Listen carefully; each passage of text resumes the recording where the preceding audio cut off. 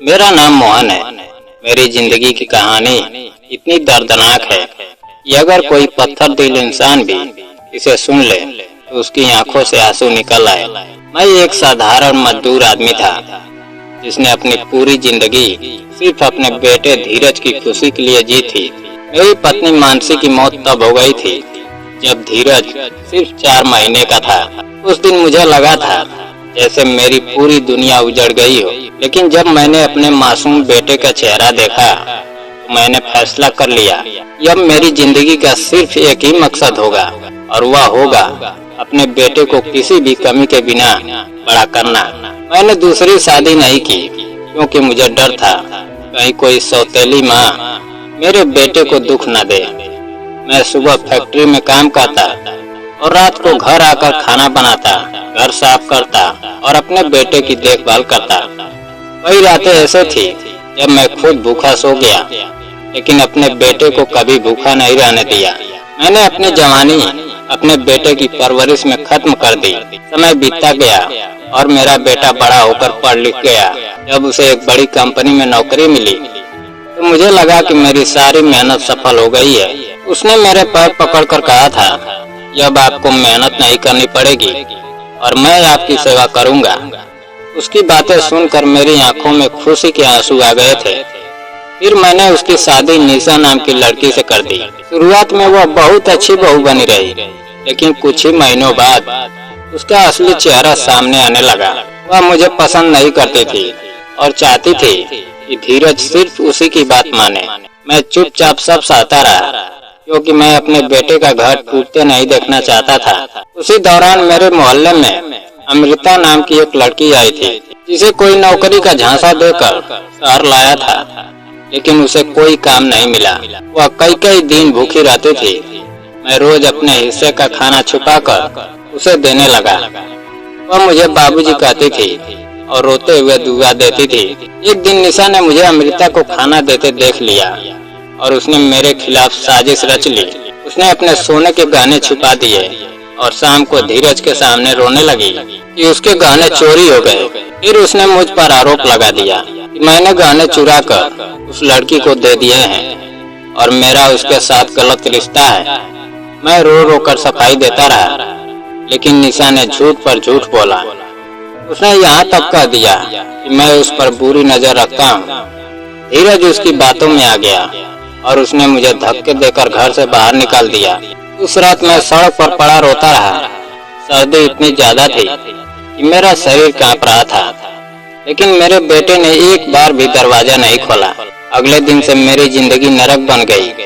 मैं मंदिरों और सड़कों पर भीख मांगने लगा। कभी खाना मिल जाता और कभी भूखा सोना पड़ता। लोग मुझे दया की नजर से देखते और कुछ सिक्के दे देते। धीरे धीरे मेरी हालत इतनी खराब हो गई लोग मुझे पागल भिखारी समझने लगे। 3 साल ऐसे ही गुजर गए। एक दिन मैं सड़क पर भीख मांग रहा था, तभी एक बड़ी चमकदार गाड़ी मेरे सामने आकर रुकी। उसमें से एक अमीर औरत उतरी और उसने मेरा हाथ पकड़ लिया। फिर वह मेरे पैरों में गिरकर रोने लगी। वह कोई और नहीं बल्कि अमृता थी। उसने मुझे अपनी गाड़ी में बैठाया और अपने महल जैसे घर ले गई।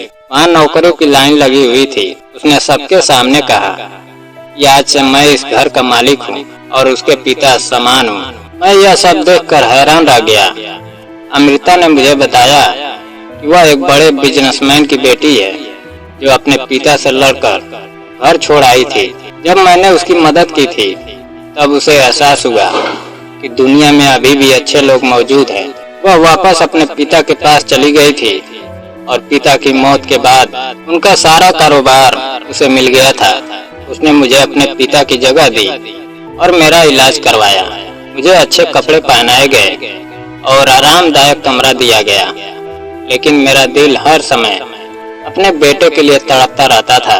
मैं रात को रोता और ऊपर वाले से दुआ करता कि मेरा बेटा जहाँ भी हो खुश रहे। एक दिन अचानक उसके घर के दरवाजे पर एक भिखारन आई। जब मैंने उसका चेहरा देखा तो मेरे होश उड़ गए। वह निशा थी। उसके कपड़े फटे हुए थे और वह भूख से कांप रही थी। मैंने उसे अंदर बुलाया और खाना खिलाया। जब उसने मुझे पहचाना तो तो डर के मारे कांपने लगी और मेरे पैरों में गिरकर रोने लगी। उसने बताया कि मुझे घर से निकालने के बाद उसका लालच बहुत बढ़ गया था। उसने धीरज को घर बेचकर पैसे अपने भाई के बिजनेस में लगाने के लिए मजबूर किया, लेकिन उसका भाई सारे पैसे लेकर भाग गया। यह सदमा धीरज सह नहीं पाया और उसे ब्रेन हेमरेज हो गया। उसका आधा शरीर लकवाग्रस्त हो गया और वह बोल भी नहीं पाता था। इलाज के पैसे ना होने की वजह से दोनों सड़क पर आ गए। निशा भीख मांगकर उसे जिंदा रख रही थी। यह सुनकर मेरा दिल टूट गया। मैं तुरंत अमृता और निशा को लेकर उस फुटपाथ पर पहुंचा जहां मेरा बेटा पड़ा था। उसकी हालत देखकर मेरी चीख निकल गई। मेरा जवान बेटा हड्डियों का ढांचा बन चुका था।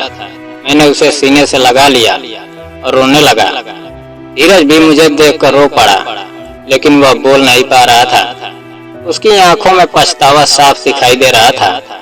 हम उसे तुरंत बड़े अस्पताल ले गए। अमृता ने डॉक्टरों की पूरी टीम लगा दी और कहा कि पैसों की चिंता ना करे, धीरज का इलाज शुरू हो गया। निशा जमीन पर बैठी रोती रही और माफी मांगती रही। मैंने उसके सिर पर हाथ रखकर कहा कि मैंने उसे माफ कर दिया, क्योंकि इंसान को उसके कर्मों की सजा इस दुनिया में मिल जाती है। आज मेरा बेटा मेरे सामने टूट चुका था और एक गैर लड़की जिसे मैंने कभी भूखा देखकर खाना खिलाया था, वही मेरे बेटे की जिंदगी बचाने के लिए लाखों रुपए खर्च कर रही थी। उस दिन मुझे समझ आया कि रिश्ते सिर्फ खून से नहीं बनते, बल्कि प्यार, इंसानियत और एहसास से बनते हैं। जो इंसान अपने माता पिता का दिल दुखाता है, उसे एक दिन अपने कर्मों का फल जरूर मिलता है। और जो इंसान किसी मजबूर की मदद करता है, ऊपर वाला उसकी मदद किसी न किसी रूप में जरूर करता है। मेरी जिंदगी ने मुझे यही सिखाया कि अच्छाई कभी बेकार नहीं जाती और इंसान को हमेशा अपने माता पिता की इज्जत करनी चाहिए, क्योंकि जब माँ बाप टूट जाते हैं तो उनकी आह इंसान की पूरी जिंदगी बर्बाद कर देती है। दोस्तों, अगर कहानी पसंद आई हो तो वीडियो को लाइक और चैनल को सब्सक्राइब करना ना भूलें। जय हिंद।